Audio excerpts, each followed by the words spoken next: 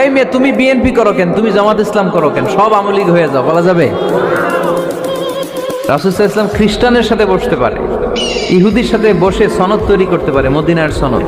কিন্তু আমরা মুসলমানের সাথে বসতে পারি, একজন আরেকজনের ছায়া দেখতে পারে না।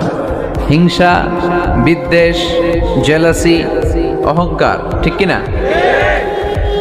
লা ইয়াদখুলুল জান্নাতা মান কানা ফি কলবিহি হাববাতু খারদাল মিনাল কিবর। যার অন্তরে যাররা পরিমাণ অহংকার থাকে, সে কশিনকালেও আল্লাহর জান্নাতে প্রবেশ করতে পারবে না। আমরা যেন এই অহংকার থেকে মুক্ত হতে পারি, আমরা যেন ব্রড মাইন্ডেড হতে পারি, আমরা যেন ভিন্ন মতের লোকদেরকে রেসপেক্ট করতে পারি, ভিন্ন মতকেও যেন আমরা সহ্য করতে পারি। আমাদের দেশে এত কাদা ছোড়াছুড়ি, এত মারামারি কেন জানেন?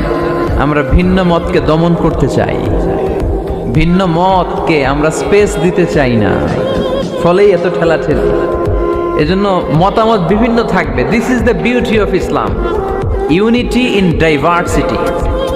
ইউনিটি ইন ডাইভার্সিটি, ঐক্য হবে বৈচিত্র্যের মাঝে, আমাদেরকে ঐক্য খুঁজতে হবে। এক একজন এক এক চেহারা। এই তুমি কালা হইলা কেন, তুমি খাটো হইলা কেন, তুমি লম্বু কেন, এরকম বললে চলবে? এই মেয়ে, তুমি বিএনপি করো কেন, তুমি জামাত ইসলাম করো কেন, সব আওয়ামী লীগ হয়ে যাও, বলা যাবে? তুমি এই পীর সাহেবের মুরিদ কেন, আমি যে পীর সাহেবের মুরিদ হইছি ওইখানে আসো না কেন, বলা যাবে না। Unity in diversity.